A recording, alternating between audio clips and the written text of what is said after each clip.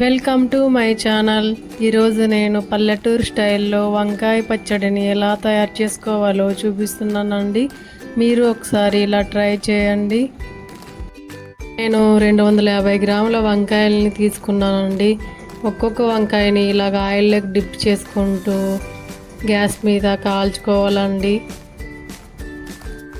ఇలా గ్యాస్ మీద కాల్చుకోవడం వల్ల పచ్చడి చాలా రుచిగా ఉంటుందండి. ఈ వంకాయ పచ్చడి వేడి వేడి అన్నంలో కానీ చపాతీలో కానీ వేసుకొని తింటే సూపర్గా ఉంటుందండి.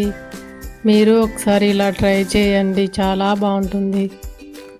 మీరు ఈ పచ్చడిని తెల్ల వంకాయలతో అయినా నల్ల వంకాయలతో అయినా తయారు చేసుకోవచ్చండి.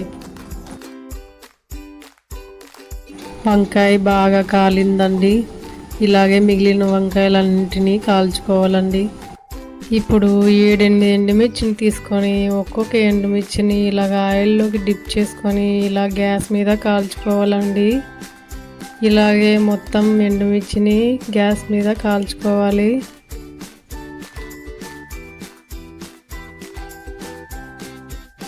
ఇప్పుడు ఒక మిక్సీ జార్ని తీసుకొని అందులోకి ఎండుమిర్చిని వేసుకోవాలి. అలాగే 7-8 వెల్లుల్లి రెమ్మల్ని వేసుకోవాలి.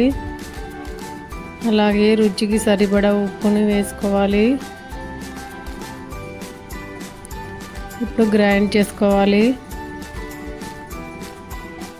ఇప్పుడు ఇందులోకి కాల్చుకున్న వంకాయలని యాడ్ చేసుకోవాలి. వంకాయలతో పాటు 2 టేబుల్ స్పూన్ల చింతపండు పులుసుని వేసుకోవాలి.